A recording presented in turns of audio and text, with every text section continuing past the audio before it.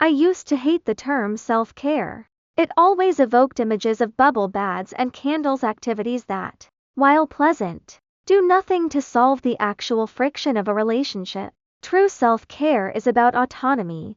It is about creating your own happiness so that your fulfillment isn't entirely contingent upon your partner's actions. Entering marriage, I had a specific romantic script in my head: nightly home-cooked dinners, endless physical affection, and deep emotional connection. The reality of the first 3 months looked vastly different. Exhausted from long work hours, my husband often preferred eating takeout alone in his office and needed quiet time to decompress in front of the television. He began expressing boundaries he never had while dating. Sometimes he just didn't want to be touched or talk. At first, this triggered a wave of panic and resentment. I felt rejected until I realized the issue wasn't his love for me, it was my own unrealistic expectations and an anxious attachment style. I thought being a good wife meant tailoring my entire life to him, which only created a toxic cycle of unspoken, unmet expectations.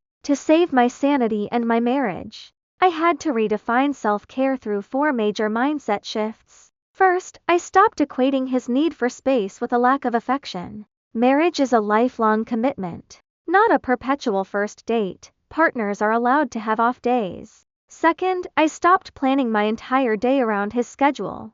I stopped agonizing over what he wanted to eat or whether leaving the house would cause me to miss a brief window of his free time. I started eating what I wanted, when I wanted, and reclaimed my independence. Third, I actively untangled my mood from his. I poured my energy back into my own passions, going to the gym, volunteering with dogs, participating in my religious groups, and reading. Ironically, when I started cooking solely for myself without expecting him to join, he would often happily sit down to eat with me. Finally, I stopped hiding my weird habits. I stopped masking the fact that I sit in front of a space heater, do random yoga on the living room floor, or listen to podcasts constantly.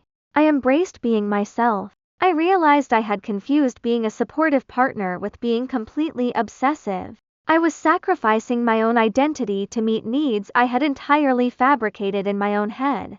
My husband actually expects very little from me. He is easygoing. Now, I only focus on the things he explicitly asks for, and I use the rest of my energy to fulfill myself. In Arabic, the word sabr means a deep, serene patience. In moments when the emotional connection feels distant and my anxiety starts to spike, I repeat this word to myself. True self-care is focusing on your own growth, practicing sabr, and releasing control over how and when your partner shows up. The moment I finally let go, my husband surprised me by asking me out on a date night.